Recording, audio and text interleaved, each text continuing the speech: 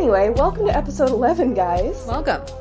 Hope you all liked that extra spoopy intro music we had made for especially this time of year. I'm so obsessed with it. I wish it was my, opening music when I woke up in the morning, that was playing. I bet our audio engineer could get that made into a sound for you to play on your phone for your alarm clock. Oh, that would be awesome. I actually looked into that, how to do that with our original thing, because I thought maybe that'd be a cool thing to offer on Patreon. Ooh, how would you like that, Patreon? Oh, is it not doable? No, I think it's doable. How would you like that, Patreon? Good call checking, though. That's for sure. Just rolling right into offering it to people. Katie said you can do it, so... One of those days today.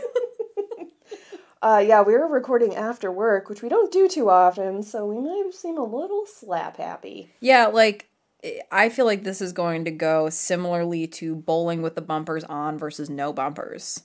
And let me rephrase, candlepin bowling, which is somehow extremely hard. Real hard. And no bumpers is what you're getting tonight. It's an impossible fucking game. Yeah, there's going to be a lot of gutter balls. Yeah. I think is ultimately what's going to happen. Whatever. It'll be fine. But we are taking a break from ADHD topics this week, if you couldn't tell from that intro music. By the way, I'm Katie. Oh, yeah. I'm Garrett. And this week's Patreon is Shrimply Pebbles. We know your real name, but that's your Patreon name, so... And if anybody's familiar with the Rick and Morty episode where there is a situation in which Jerry needs to donate his penis to a alien's heart transplant, you will be familiar with the name Shrimply Pebbles. Everything you said makes 3,000% sense, so... Perfect sense. Yeah. Glad everybody's up to speed. Yeah. Shrimply. So anyway, thank you, Shrimply Pebbles, for being a devoted Patreon. Hearing Katie try and say that in a serious professional way, it gets me every time. It's the lawyer thing.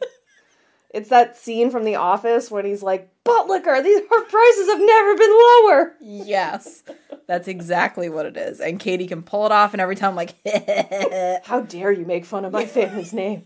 We're a proud family of butt lickers. Butt liquor, our prices have never been lower. Oh, that was good. That was funny. But, yeah, so this is episode 11. It comes out the 27th, I think. I still have September on the calendar, so that's not helpful to anybody. Yeah, that sounds about right. I'm pretty sure this comes out October 27th. If I'm wrong, oh well, what are you going to do about it? Fight me! Promise I haven't had anything to drink, guys. Anyway, today I'm going to be talking about the history of tarot. Ooh. So, first I'm going to do the history of tarot, and then I'm going to discuss, on our vacation in the beginning of September, I made PK come with me to Salem, Massachusetts, and we got a couple's, psychic reading that included, a card reading. Cool. So I'm going to go over, what happened with that, and, what the whole vibe was. Cool. And all that stuff. Love it. And then I brought my deck with me, and we can do a spread. What are your thoughts on filming that for Patreon? Yeah, we can do that. Okay. So, definitely subscribe to our Patreon if you want to see how the cards fall for Garrett. And if she's going to get run over by a bus next week. Yeah. That'll be fun. They're very specific cards, actually. There's a bus card. There's a crow card. We know how that goes. What was the, Sillyville and Busytown. It's all that. Yes. Throwback to episode 3. Oh, what's that episode 3? Mm-hmm. My God, that feels like a million years ago. I know, because I had to look up what that song I sang. the poor working memory. I thought for sure that was made up. No, it was real. 100%. She was like, no, it's real. It is. This isn't a gravy train situation. Or hot dogs. Or hot dogs. 0 hot dogs. So yes, What was I saying? Tarot. History of tarot? History of tarot, yeah. So anyway, yeah, so we'll do the reading for Patreon. So make sure that you are subscribed if you want to watch that. I'll make sure that that gets posted this week on Patreon. And you also get all our, I guess it would be like B-sides, where we have no self-control and very little editing. Yeah. So you're getting a lot of off-the-cuff weirdness. I like it. It's great. Not dissimilar from our episodes. Less structure. Less research, really. No research. Hardly any research, yeah. So, tarot is actually what we call a game that originated in Italy in the 14th century, which is the 1300s. Oh my gosh, that's so long ago. Yes. Wow. But it actually just originated as like a regular card game that you'd like play at a party. It wasn't, I thought it was a Romani tradition or some sort of like spiritual tradition, and it isn't. It started as a card game similar to MASH, kind of like. Would you be referring to mansion, apartment, or shack? House, yeah. House. I forgot. I was like, shack. Shaquille O'Neal. Mansion, apartment, Shaquille O'Neal. I would have been way more interested in MASH if Shaquille O'Neal was an option, honestly. Okay, so it was like similar to that. Okay. Yeah. But somehow it's also, you guys can look up the rules of this game. I'm real bad at learning card games unless somebody is like sitting there. Yes. Taking the time to explain it to me. I read directions and my brain is absolutely not willing to interpret, remember, or apply any of those rules. The only time it works is if I'm reading the directions and also teaching somebody else at the same time. Yeah, like if we're all learning together, then I can take charge and force myself to be the leader. But otherwise, I am just a lost baby duck wandering around. So anyway, the game was originally called Tarocchi. Trocchi, for those of you who care.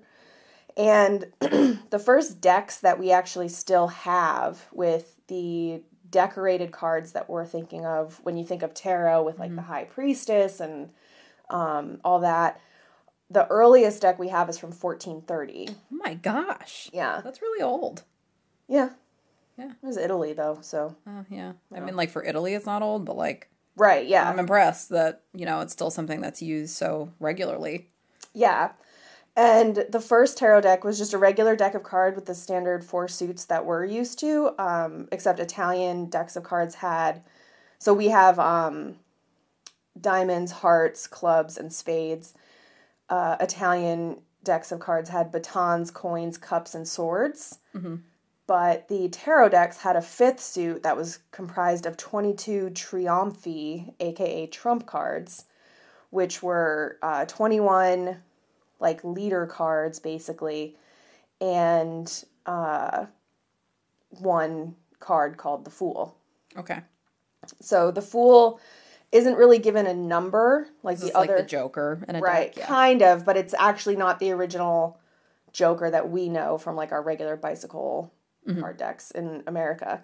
So, I actually have that as a note. That's not the origin of the Joker cards we're used to seeing, FYI. Skipping ahead, Garrett. God, you said you can't read. You know what? You're right. I did say that.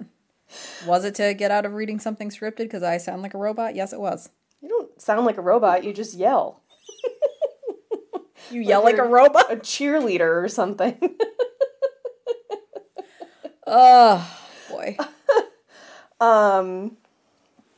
So these suits, especially the coins, cups, swords, and then you usually see wands, and coins is often also referred to as pentacles. So in a modern tarot deck, you'll have, the wands, pentacles, cups, and swords as your 4 regular suits, and then you have your 22 trump cards. Is the pentacles made of tentacles? Sorry. I'll see myself out. Continue. Not usually, but I'm sure you can find a deck that has that. an Ocean Life deck. Maybe it comes with like, you know those things where it's like you tip it over and it moves like a cow, but it's just a whale call. Katie does all the sound effects for it. You do that great whale. That's how I really support myself. It's not my day job. I just my whale calls. Freelance whale calls for novelty toys. Oh, boy. So, anyway, just like our regular decks of cards, those 4 original suits have your 2 through 10, or ace through 10, and then you have a jack, queen, king. Yeah, jack, queen, king. Oh, and then the ace. So 2 through 10, ace. And then, Yeah. But they called it a page, knight, queen, king. Oh, okay. So, tarot decks, though, became more prolific throughout Northern Europe, mostly France and Switzerland to start, thanks to the Italian Wars. Though the most common tarot deck used in those regions was the Tarot of Marseille, which originated in Milan, Italy. And then when the cards migrated to France and the game migrated to France, because this is still just the card game. This is not fortune telling. Fortunes, right. The cards. Okay. That's where the name tarot took over because that was the French word for tarocchi as the card game. Oh, okay. Yep. So tarot decks weren't actually used for what they call cartomancy, or card readings, until about 1750 or the late 1700s. Based on an anonymous manuscript of that time. The first tarot deck that we think of as today, sold for specifically occult purposes, was made in 1789, and that tracks because any time throughout human history, especially modern human history, where you see a significant amount of conflict, particularly in the form of wars or extreme famines, you also see a massive rise in spiritualism, whether it's Christianity or cartomancy or whatever else. We see it after the American Civil War. We see it after World War I and II. The same thing happens throughout time. And historians have posited that it's because so many people die that the people who are surviving are trying to get in touch with their dead friends and relatives. Yeah. That's sad. So they're probably also looking for comfort too. Exactly. Yeah. So it's kind of part of that grieving process, which if you've ever lost somebody close to you, you do kind of go through where you want an answer, you want to know that they're okay. Or the community aspect probably of a church setting. For sure. Probably also helpful to people. Yeah. And just that kind of like reassurance, especially if they were, a grandparent or a parent and they were that safe space for you. And now they're gone, you kind of want that last send off where you can say that last thing to them or know that they're okay or that they're with you or whatever the hell. So anyway, but for 1789, the American Revolution was just wrapping up. We said, fuck you, King George. Yep. And then the French Revolution was just getting started. So sorry, Marie Antoinette. Time to behead some peeps. Yeah, they were big mad about cake. Yes. / And real into guillotines. Yeah. But they pronounce it guillotine. Guillotine. Yeah. Croissant. Right.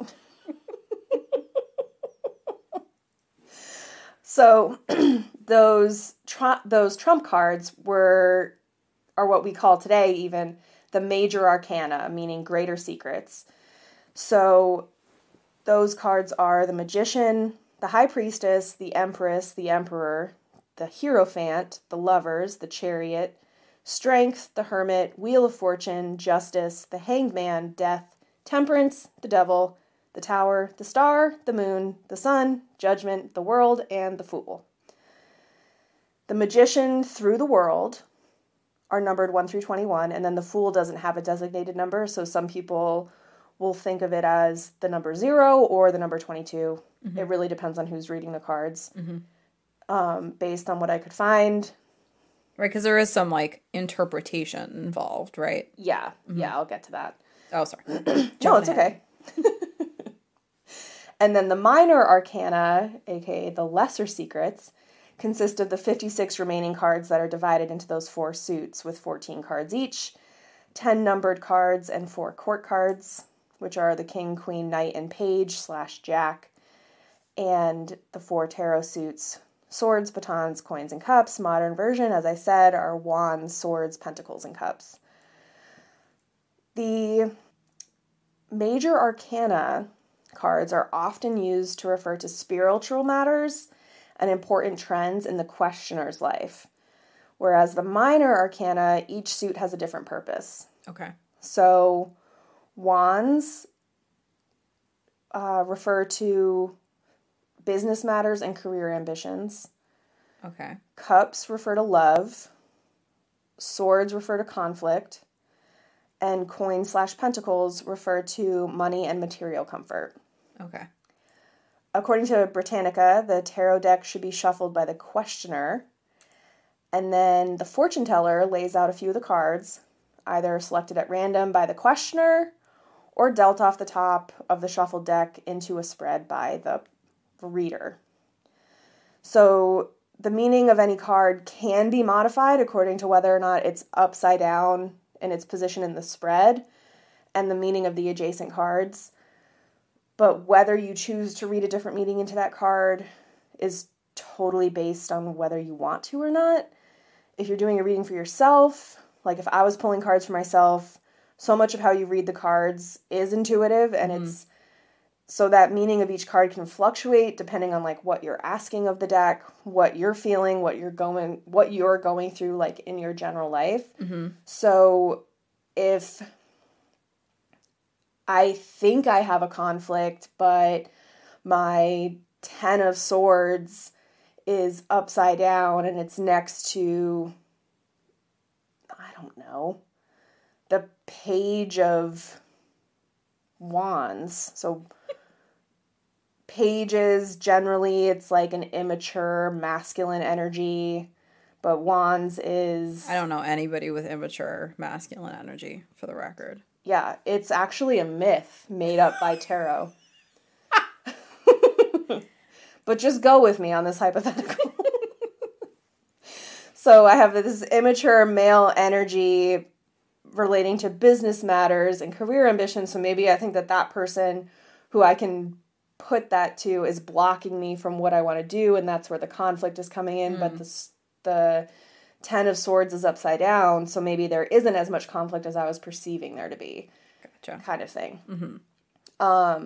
So that's why whether you want to read a card as being upside down as relevant to you is totally up to you, and it's up to the questioner too. Like if I'm pulling cards for you, if they mean something different to you, if I'm like, okay, well, this card means XYZ according to the booklet, and this card means this, okay, fine, but, like, if to you the card looks upside down and that's significant to you, then that's significant to you, and that's what it is. So, which is also kind of goes back to that idea of, like, this is not a closed practice, this isn't a specific religious practice for a specific group that by engaging in it you're treading on grounds that you're not invited to and welcome in necessarily, particularly as a white lady. That was a concern I had. Yeah, fair, yeah. Yeah. I mean, I'm not above making mistakes, but I for sure wanted to make sure that that was... Let me avoid all the big ones. Yeah. The real obvious ones that we all should have learned in the past, like, 5-ish years. Yeah. Yeah, I just wanted to, like, double check on that one. Yeah. Turns out it's fine. Google says it's fine, it's fine. Yeah, I had several sources tell me that it was okay. I definitely double checked it. But I think that's an important thought and question to ask. Yeah, particularly because it is a spiritual practice, I think. Certainly a witchy practice. So some people also pull a representative card. So, for example, let's say I'm having, like, a fight with my mom. I'm not, as of this recording anyway. There's time. But to use that as an example, so I'll go through the deck and find a card that I think represents her. So, like, the Queen of Swords, because I'm fighting with her. And she's being a real booger. Queen. Yeah. So I'll pull that out, and part of the reason for doing that could be to remove that from the deck so then that doesn't come up in your spread. Okay. But it's sort of like, if I'm not doing this reading in front of my mother, it's almost like that card is holding the space that my mother would hold. So then those cards that I end up pulling refer to like that. both of you. Yeah, so it kind of creates a lens that you can further analyze the cards through, if that's something you want to do.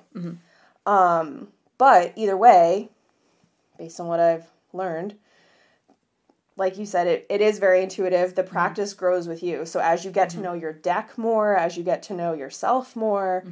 When you really get that, like, big deck energy going.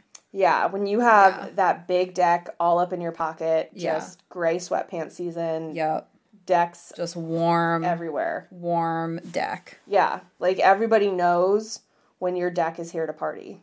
And, like, you really have to handle the deck a lot to get to know the deck. That's true. Yeah. But you have to be careful because otherwise you'll go blind. Something about your hand or your palm becoming furry. I thought it just got glued to it. So then everybody knew. Like it fuses. Well, we grossed ourselves out.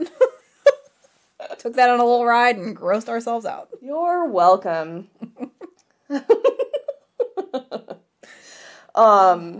Just can't resist a big deck. Who can't, frankly?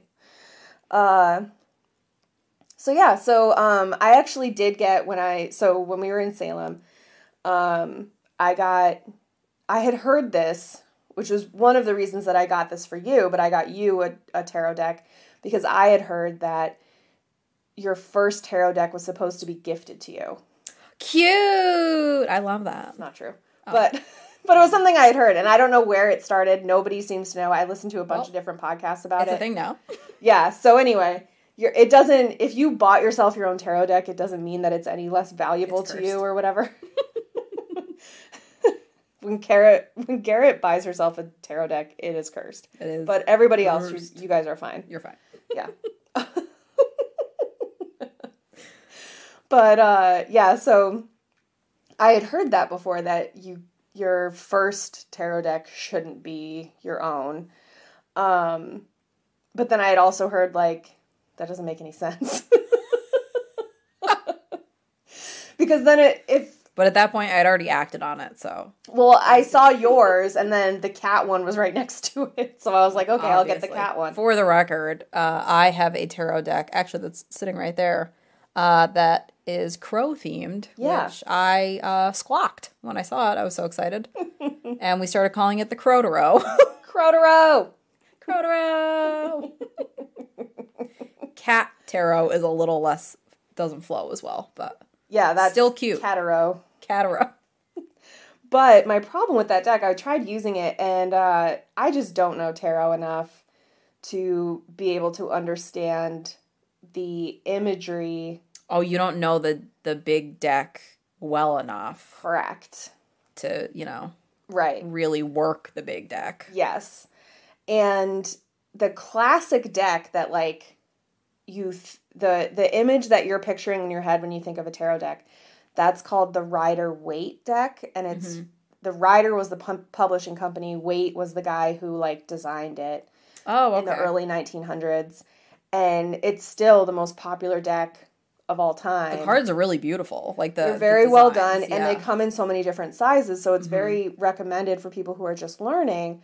Because you can get a smaller deck if you just want it to be like the size of regular playing cards. Yeah, like if you prefer smaller decks. If you have small hands, yeah, and you don't want to be overwhelmed by a big deck energy. I feel bad for being stuck in the shtick, but I'm also really enjoying it, so I'm just gonna... This is a nice little peek into what it was like to take Garrett golfing for the first time, because boy did she like saying, thanks for my ball bag and my tea bag.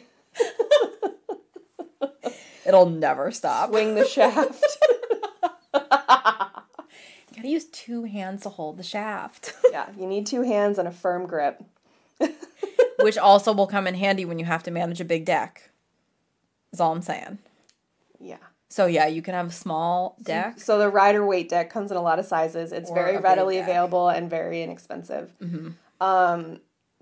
The deck, like the cat tarot deck that I got, is much more, I think, just to look pretty. Goofy. Yeah. I was trying to like read the booklet and like see what the cards meant because it's my first tarot deck, and it just didn't make sense, and I was so confused also because I didn't have that baseline rider weight deck to go off of, so I was like, I don't even know what the fuck they're trying to depict here. Like, this makes literally zero sense.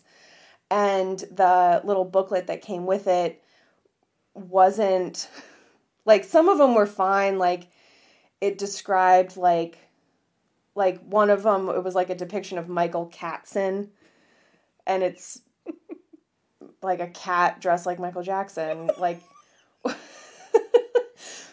so, like, I could figure out which card that was, but... You're like, I gotta figure this whole big deck out, and I'm just pussyfooting around here trying to figure it out.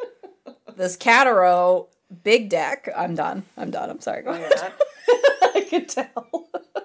When I thought of the pussyfoot, I'm like, I have to find it. That's has to fair. work. Yeah. That was a good one. Thank you. For So I was very overwhelmed. So I got this other deck called the Modern Witch Tarot Deck by Lisa Sterle, Sterle, and it makes much more sense. Turns out it works better.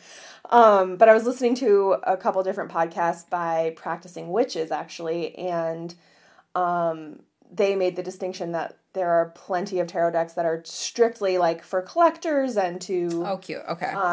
So, like, if you connect with the artwork, cool. Mm-hmm. But if you're just learning tarot, they're basically useless because you don't know what those cards mean anyway. So Reasonable. It's kind of like you're trying to learn a new language without even knowing, like, like, you don't have the translation dictionary. Right. So it's like a novelty item. Right. Yeah. So still cute though. Yours might be better than mine. Pretty pumped about it. Also, if it's like more of a novelty thing, I might frame one of them. Yeah, that's actually super common. So that original deck from the 1430s, half of it is at the library at Yale, I think, in their like original and rare manuscript section or whatever the fuck, and the other half is at the Library of Congress, I think. I don't know why we have it and not Italy, but here we are. Well, that tracks with a lot of other things that it's true. The U.S. It's more of like the British Museum sort of thing to do. Yeah. But... now that I'm thinking about it, I actually I got a print off of like Etsy, and it's the Chariot card, but they did it so that it's AOC is like the centerpiece of it, and I forgot I had it until just this moment. So it's just like the recording studio. Sure is. Yep. I love your little micro shelf that you keep all your memories on for ADHD. I do have a micro shelf, a teeny shelf. Yeah, it's from IKEA. It falls apart sometimes. It does. Just collapses. It does. Sometimes one of the screws falls out and it just hangs off the wall, swings, dumps everything. Yeah.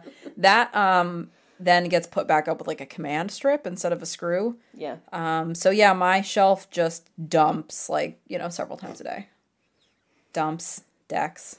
Yeah. All those. The dumps and the... I thought about taking a picture of that painting in your bathroom, by the way, about pooping on people. Oh, yeah, we have a... We seem to talk about defecating a lot. We do talk about poop a lot. We did joke about it being a poop cast. Yeah, we have a framed picture in our bathroom. It's a painting of a pigeon. And it's supposed to be like the pigeon sitting and reading while he's pooping. And the book that he's reading says pooping on people.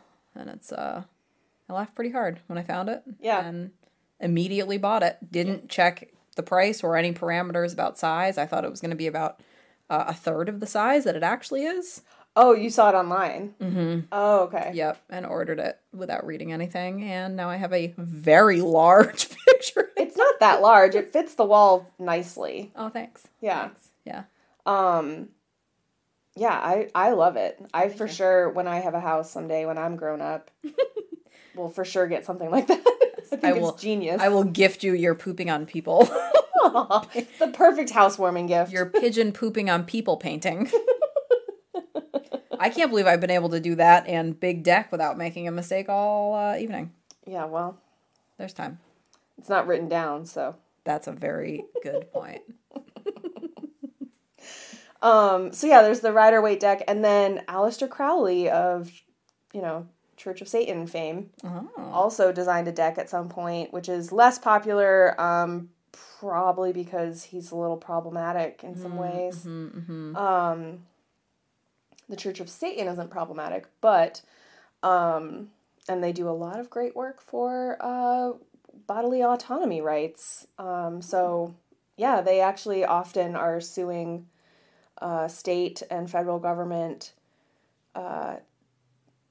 entities that try to enforce abortion bans or try to ban gender-affirming surgeries and treatments for people. I did not know that. Yeah, and they also do a lot of work to try to ban conversion therapy and things like that, because their whole thing is like if you're not hurting anybody else, it's not your business. And the logic. Yeah, and a lot of it is just a thing about religious freedom, and they're able to do that because they're a religious organization. Oh yeah. So if their religion permits abortion for anyone at any point in the pregnancy, then a law banning abortions at any point for any point in the pregnancy. Liberties. Yeah. Same goes for trans rights and LGBT rights and all that sort of stuff. Yeah. Good for them. Yeah, exactly. Nice. So, we love it. Yeah, the Church of Satan is great. Aleister Crowley, iffy. Yeah. But in any event, so he also did a deck, but yeah, so the recommendations I've seen have been kind of like, if you're in the market for a tarot deck, go to some place like Salem or something where they actually sell an array of them, or look online. I got this one online. Side note, go to Salem because it's really fun. It was fun. Yeah. I would like to go back with more of a plan of different things to do. Yeah, we had no plan when we went, and it was right before Halloween. It was pure chaos. Chaos, yeah. I mean, we went the first week of September, and it wasn't terrible. I just felt somehow unprepared for what we could do and where things were. I was also very unprepared, I guess, which is kind of dumb for the history aspect. There was a lot of historical homes that you could tour, which I didn't realize that you could tour so many of them. We went to the witch's house, but that's all we did. And then we walked through one of the smaller cemeteries, and there's clearly some sort of walking path through the city because there's those lines on the ground. Yes, I think it's like Boston, where they have the Freedom Trail or whatever it is. Yeah, I think they've got a thing that you can follow, a plan. Right. And so we just didn't do that. Yeah, neither did we when we went. Yeah. And I mean, it also took us 2 hours to get there from Cape Cod, and then we had to go 2 hours back, and then we were meeting people for dinner. So it wasn't yeah. That's a recipe for me being grumpy. I mean, I never do that, and I never get. I mean, PK just slept in the car on the way back. He was super helpful. But I did see a dog in the liquor store parking lot after we got into town. I was pretty happy about it. It was a golden retriever. So, anyway, if you connect with the artwork in the deck as you see it on the shelf, then that's a good indication. The idea, though, regardless, is kind of having that intuitive connection with the artwork of the deck, because then the idea, based on the witches that I've listened to, the practicing witches, is that if you have that initial intuitive reaction to the deck, then you will have a better intuitive experience when using the deck. That makes sense. You're more drawn to it. Right. Can you read yourself? Yep. Oh, okay. Yeah. There's several different spreads that you can do. One of the really common ones is to do a 7-day spread. But so I can use the big deck spread on myself, you mean? Every day? You can spread yourself with that big deck. Yes. Okay, I'm sorry, keep going. Oh, God, I can't stop. You need your husband to give you some attention, I think. Oh, God. It's just the funniest thing to me. And you're just giving this really great talk on it, and I just can't help but heckle. Imagine if I was doing, like, a PhD dissertation on the history of tarot. And I can't be in the room. I can't. You literally have to ban me. People invite their friends so that they can ask, like, softball questions and, like, reiterate certain points. And you'd be like, can you tell me more about your giant deck and how you spread it? Yeah, I got a question. First of all, how dare you? Second question. Can you tell me, as I give you a statement, I have a second question. Tell me about the big deck. That's not a question. I'm sorry. Yeah, so long story short, don't invite me to any kind of official setting where you're going to be talking about big decks. Noted. Okay. Glad we cleared that up. I'll just have you officiate my wedding. Perfect. You can read a whole script for like an hour. So many big deck jokes. It's going to be great. You'll just shout at the crowd. I'll just scream at people and everybody will be really startled. All your pictures, everybody will look shocked. Like, God, I'm the worst. I am the worst. The worst. Worst. With so many O's. She is the worst. Oh, God bless John Ralphio Saperstein. Yeah. You can tell this is an after work recording. Woo! So I'm sorry. Yep, Salem. Mm-hmm. So anyway, we were in Salem, and now is when I tell you about our reading in Salem. Yeah. So, I planned this. So, kind of was like a fun little thing to do for what PK thought was our actual anniversary. I just rolled my eyes a little bit. Yeah. No offense, PK, but I rolled my eyes. Sorry. Yeah, I did try to force him to explain that to my mother, and she was like, no. You're wrong. She was like, well, but were you dating anybody else? And he was like, no. She was like, then it's June. What? Right, yeah. Yeah, we always have counted from our first date. Right, that's when everybody does it. Yeah. Especially if you're not dating other people. Right. Oh, PK. Yeah, I know. He's so wrong. It's a hill he's chosen to die on, and, like, whatever. Yeah. He did get me a great mug with pictures of my cats on it, though. That's cute. Yeah. That's real sweet. It was very sweet. He is the king of giving me, like, the best pictures as gifts. But yeah, he gives you really cute gifts. Yeah. For sure. Yeah, he's an excellent gift giver. Yeah. That's a good... No. That's really nice. I'm sorry. Continue. It's just more big deck jokes, so nobody wants it. See, in my head, I was like, what a man, what a man, what a man, what a mighty good man. I was going with giving big deck as gifts. Oh, yeah. Well, yeah, that too. Actually. Now that you mention it, yeah. That is a prerequisite to any anniversary or birthday or holiday, I would say. If you want me to behave. Otherwise, I'm going to be grumpy. You gotta calm me down. I don't know. It's like when we were talking about how sometimes you just have to, like, do something weird to, like, get the weird out. Yeah, sometimes the weird is sex. Yep. Yeah. Sometimes that happens. That's when it's time for the big deck. Me in the bedroom with, like, noodle arms. The tentacles! The tentacle panicles! It's finally back.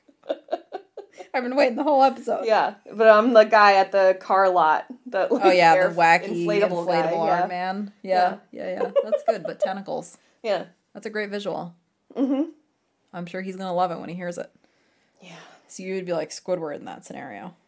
Yes. Tentacles. But I don't play clarinet. I play big decks. And the oboe.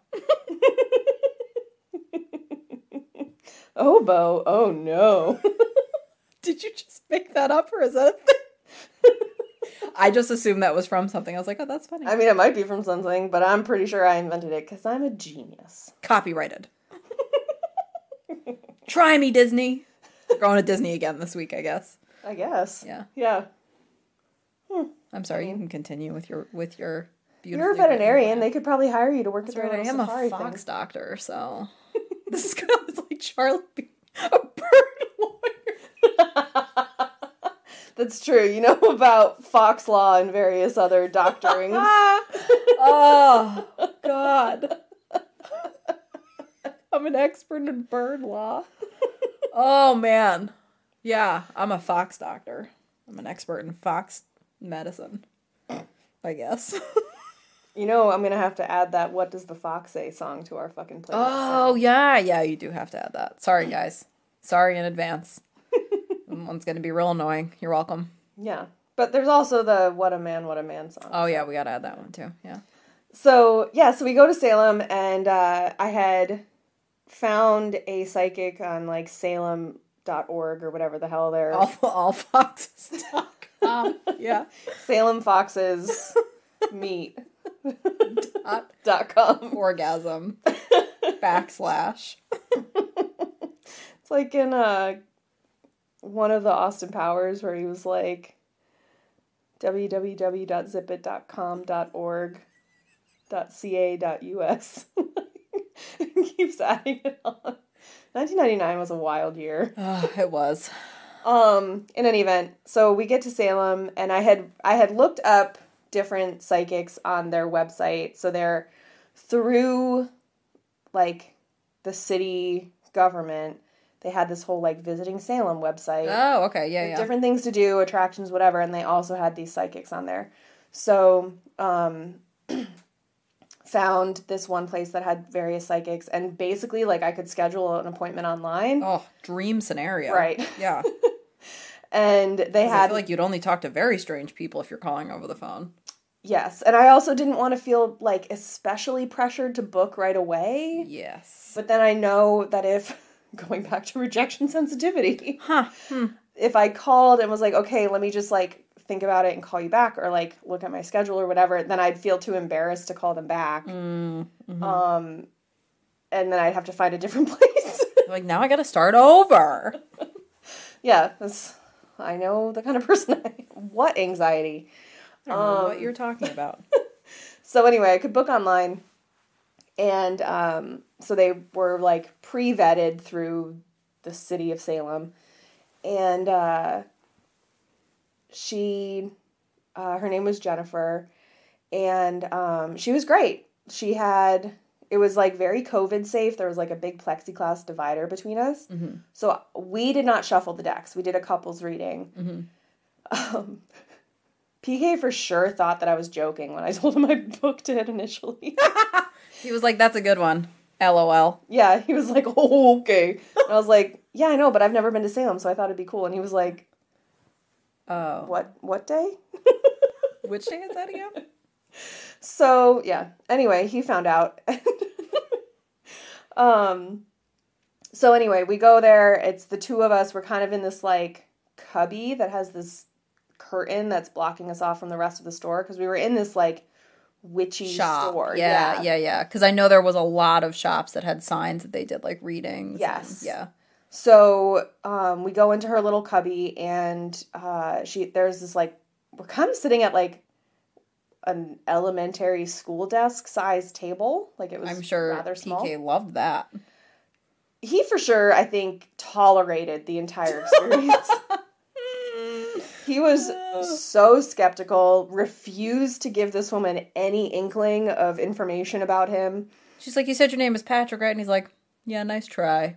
I see what you're doing. Keep your secrets. So, yeah, he like, didn't move his face at all. Like, every so often, she'd say something, and I'd, like, look over to him, and he would not move. Like, he wouldn't acknowledge me. It was like he was being interrogated by the cops. Love this. Oh, I love the vastly different approaches. You're, like, super excited, and he's like, absolutely not. Also, like, you know Patrick. Like, he's the most, like, affable person, and he's just sitting there, like... I love it. I'd rather have my proctologist give me a little check rather than, like, check my prostate, see what's going on, then sit through this. Yep, this But sucks. I have to, because I told my girlfriend that this is our anniversary date. Yep. See, if he hadn't said it was your anniversary, I wouldn't have thought to plan wouldn't have something had to do extra it. special, yeah. Right? Yeah, it's his own fault, ultimately. Yeah, I would have taken Sorry, you for our anniversary for the podcast. Yeah, we would have had to go get a couples reading. Yeah. And then what? Right. So, how she did it for the couples reading is that she would do, like, a reading in general for me, one for PK, us together, And then we could each ask an individual question, and then together we could ask a question about our relationship. Mm-hmm. So before we got there, I said to PK, like, oh, do you think you know what you're going to ask the psychic? And he was like, no. And was obviously... ask her, how dare she? Fully stumped when she was like, okay, so, like, you're ready to ask me a question. And he was like, panicked. But also refused to show that he was panicked. Right. Because she can't just know sweating. His secrets. Just profusely sweating. Like, is it Jordan Peele, that gif? Oh, yeah. Yeah. That was PK. Is the sweat pouring off him? So, yeah, so I asked, because I have that promotional exam coming up, I asked, like, how that was going, and she was like, I don't know why you're worried about this, and I was like, well, I'm not worried, but okay. I didn't say I was worried. Yeah. I just asked. Right, like, I needed a question, and that was just about me, and not about our relationship. I mean, God, I thought it was Ask Me Anything, but whatever. AMA my ass. I'm reporting you. So she was like, no, she's like, I don't know why you're worried. Like, it looks like you're doing really, really well here, and you're going to do fine on this. It looks like you're going to get everything you want out of your career, but I am seeing that this isn't, like, necessarily fully fulfilling you, particularly creatively. And I was like, okay, like, my regular You went, shut your butt. And so... yes. Boy.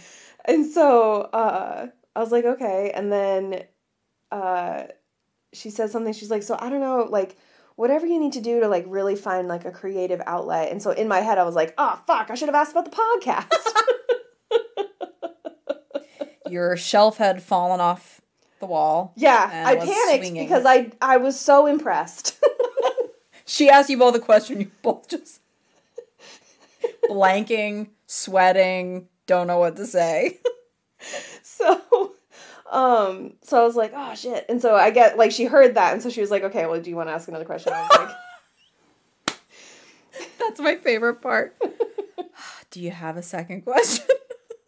She was very sweet. She's, like, kind of our age, maybe, like, mid-20s, like, maybe not too much younger than us. Mm-hmm. And so, and she also mentioned that she has ADHD. Oh. I know. So I was like...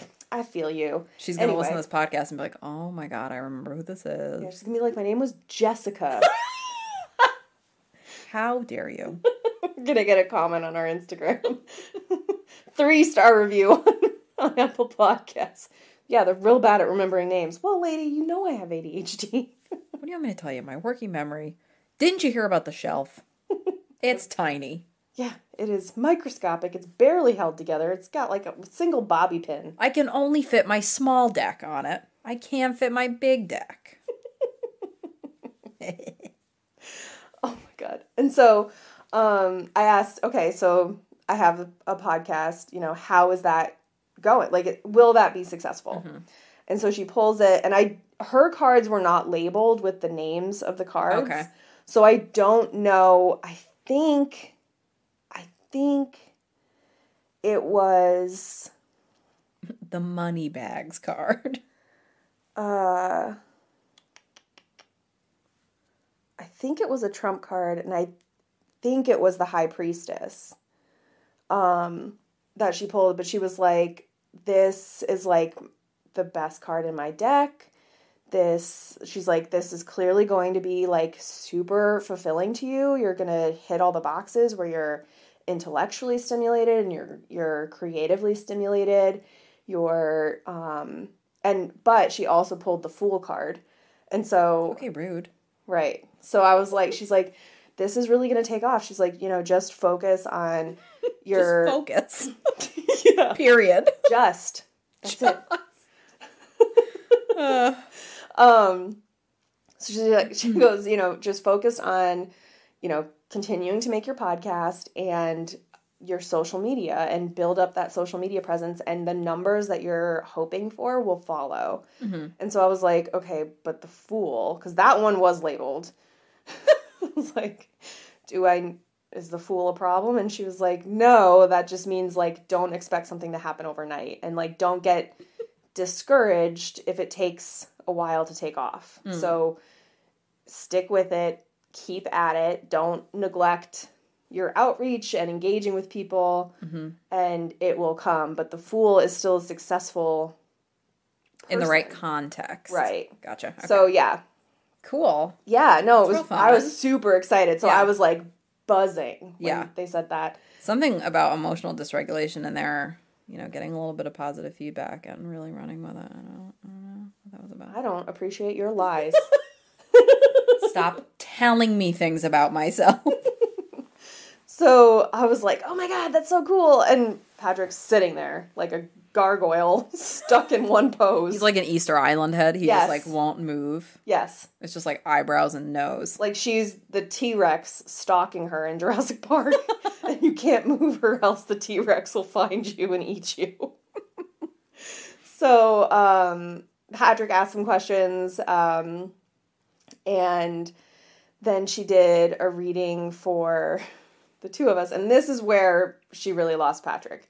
Because love this. she was pretty on the ball for everything else. And then she was like, okay, well, it looks like whatever issues you guys might have had, she's like, not to be too TMI, but, and this is all, just to be clear, guys, this is all paraphrasing. I did not record this. I didn't record this in any way.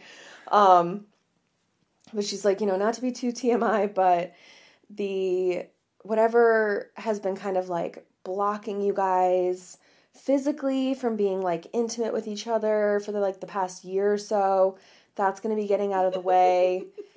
And like, I kind of side-eyed Patrick and then Patrick's head turns really slow and stares at you like, really? I see him like move almost imperceptibly and towards me a bit. And I was like, okay, I lost him. Well, it was worth a shot. Yeah, so for the past year or so, we've had a real tough time having our physical connection. And according to her, we were going to finally get over that. That was going to clear up. And so if you're new to this podcast, if this somehow is the first episode you're listening to or you haven't listened to all of our episodes yet, at this point, Patrick and I had been together for about 14 or 15 months, according to me. According to him, we'd only been together for 12 months. Again, eye roll. Yeah. I measure it from our first date. He measures it from when he officially asked me to be his girlfriend. But in any event, so that 1 year of not having a physical connection would have been our whole relationship, which is inaccurate. Just for the record. But, yeah, so then the question we asked, because we are kind of slowly making plans to move in together next year, around our actual anniversary, probably. Like the real one, yeah. Yeah. Mm-hmm. It's kind of like in the royal family, like the queen, like her actual birthday was in April, but they didn't celebrate it until the end of June every year. It's like that. When you said it's like the royal family, and my brain immediately was like, cousins getting married? What? Are you about to tell me your cousins? Yeah, no, we are both Irish, but we're definitely very different sides of Ireland, I think, that we're from. So that's good. It's fine. Probably, also, I'm an O'Brien. Like, we were the lords over there. We weren't. Actually, probably not my family, because we ended up over here, so I was probably some sort of fief. Some form of peasant. Not really sure what kind, but somewhere in the peasantry family. Like a classier peasant. Like the kind of... Like, I was the peasant who was, like, in charge of the kitchen. So I bossed other people around. I was a very well-adjusted peasant in my previous life. I bossed around the other peasants. I love the idea of, like, 500 years ago, it's supposed to be your ancestor, but, like, you know, in a show, and they'll show it, and it's the same actor. Just in a different outfit with, like, a little bit of, like, soot on your face, just, like, bossing around other people, and they're like, this fucking lady. Yeah, they're like, put that arsenic in her chicken pot pie. Somebody poison her. We're not a fan of this. Too much big deck energy, this one. Get rid of her. And then it's just me and the guillotine being like, oh no. Head rolling. That's great. What great side quests we're getting in this episode, truly. So she said that, you know, we had struggled for the last year, and so then we asked about moving in together, because my big concern with doing that is merging our families, and by families I mean pets. There's a lot of animals. We have a lot of animals at play here. Yeah. Also, apparently, PK was talking to one of his coworkers about that, or his coworkers were like, "Oh, why don't you live together yet?" And he was like, "Well, we've only been together for like a year, so normal people don't move in that fast. Yep. Weirdos." But I don't think he actually said that. I think that was me reading into it. Like, you should have told him that's crazy. That's crazy, right? I've got commitment issues. Can't move in with me that fast. I love that you're giving your, like, Reader's Digest version, which we do a lot when we talk about our relationships or relaying something to one another. I'll relay to my spouse my version of your interpretation of what he heard from somebody else. And then I'm getting questions like, well, this doesn't make sense. Clarifying, and I'm like, I don't know what to tell you. You're getting this like fifth hand, so there's been a lot of editorializing along the way. Sixth hand, if you count the hand between your legs. That's true. 6. That's a lot of hands. So many wet high fives. Or low fives. Yeah. Depending on which hand you're getting. But yeah, so his coworker asked him, which one of you is getting rid of your pets? And yeah, that's what I said. God. Patrick tells me this on the phone, and I was like, none of us, you psychopath! Like, I screamed at him. I was like so upset. I was like, people do that? I don't know, I guess. Oh, God. I was like, excuse me, but like, I started dating you knowing you had 2 pets. You started dating me knowing I had 2 pets. Can you imagine not dating somebody strictly because, well, they have a cat, and if we ever move in together, they're, you know, what are we going to do? Like, I can understand making that choice, but like, that's the choice you make on like, while you're still talking on the app. Somebody sick Sarah McLachlan on this man, because what? Who says that? I don't know. It was so, I was like, I can't even imagine. Like, I could maybe give my female cat to my mom because my mom is obsessed with that cat. Yes. But ultimately, her biggest concern, terrible. Her meaning the cat. Yeah. The cat's biggest concern is just flashing her butthole at somebody. So she's not going to be picky who that is. She needs to be able to climb over you wherever you are. Yeah. And especially if you're on the phone or in the middle of a conversation in person. Yes. Yes. Or video chatting also. Yes. Yeah. Sophie. Oh, gosh. She's desperate need to flash b-hole. Yeah. So, whereas like my concern is just that I want to make sure, because PK has a dog and a cat, that my cats still know that I love them, because the dog will for sure not let them on the bed at night. And will demand attention. Yes. And is much bigger than the cats. Yes. Yeah, the dog is a lab pit bull mix, so it's a 40-pound dog, and my cats together weigh 25 pounds. So, yeah. Yeah, I would be concerned. But they do have sharper claws. Yep. And, yeah, so that's my only, like, that's just my concern, is, like, that transition of getting everybody used to each other. That's stressful. And, yeah, right, exactly. And it is very much a problem for future Katie, like, 8 months from now. Yes. It's not something my therapist continues to remind me that I don't need to worry about right now. But...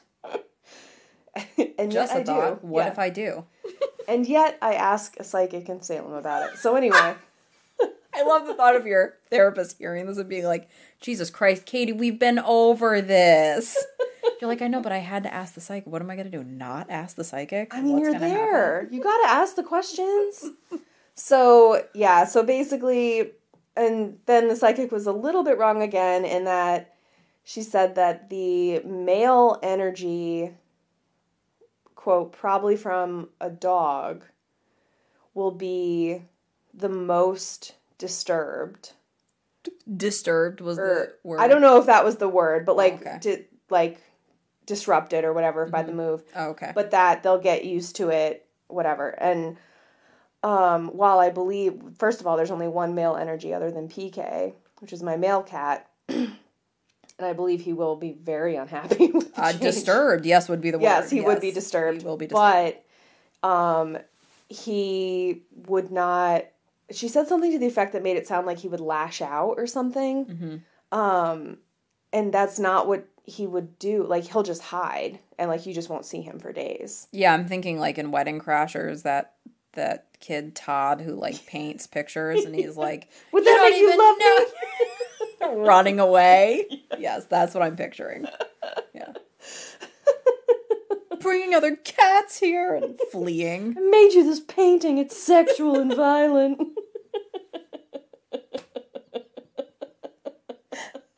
Oh my god. Oh, that was really good. I couldn't remember what it was that he said, but yeah, that was... Let's play tummy sticks. Sexual and violent. Oh, A+. Yeah, so that's Cole. Yep. So she was a little bit off on that too, and because if anybody was gonna make their opinions on this known, it'd be my female cat.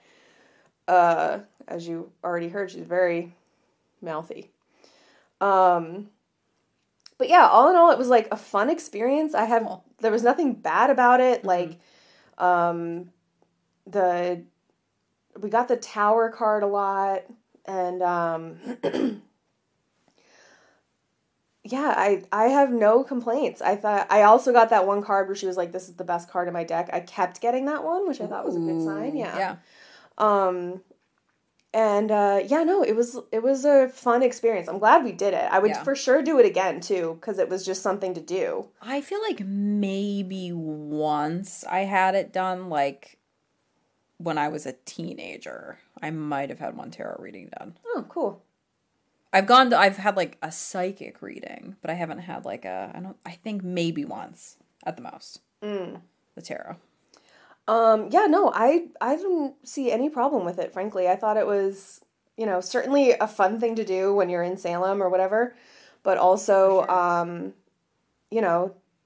certainly something that I would do again and be more prepared the next time, I think, with like more specific questions or, not bringing your boyfriend because he won't like it. Yeah, I'll bring you. Yeah. The boys can go gallivant around Salem elsewhere. They can go to a horror museum or something. But yeah, no, it was a good time. I didn't have any problem whatsoever. Cool. With it, really. Yeah, cool. So yeah, that was the history of tarot. That was cool. I like that. I had no idea that it was like that old. Yeah. And all that I really didn't know. I thought it was going to be older, but I also thought it was going to be like a religious practice. So when I started researching, because I had said to you, like, I want to make sure I do it right because it's a spiritual thing. Right. I felt a lot better about it knowing that it literally started from like a game like Bridge. Yeah, that's really interesting. Yeah. I also didn't think it would be Italian. You're right. Yeah. That was not what I assumed. I figured like Eastern European or... Yes. Yeah, same. Like that. Yeah. Again, like it's the idea that it comes from like the Romani or something. Yeah. Which my understanding is that the Romani do have like divination and like other palmistry, similar types of practices. Right. But it's not tarot. Even if they do use tarot, they're that's not the origin story of the tarot. Yeah, they're cultural, historic practices are not from tarot. Yeah. That's interesting. Yeah. Well, make sure to tune into our Patreon to check out me finding out from a big deck that I'm about to get hit by a bus. Make sure to follow us on all your social media platforms. We are now on Twitter. Very exciting. Do you know our handle? Very terrifying. Ankle High Pod. I got it. Job. First try. I also will have it be known I have recently, for the first time, guessed the episode name correctly in our weekly Instagram quiz. Oh yeah, I don't First time for everything. I name the episodes. Garrett edits them, and then I name them. Yes. It's kind of, it is kind of cool, like, when you think about the chain of how the episode evolves, and we each kind of hand it off to each other, and there's things that the other one doesn't know. It's almost like little surprises every week. Yes. It is fun. It's that little extra dopamine hit that we get to gift each other. Well, and that's why we like it, turns out. Didn't occur to me until you just said that.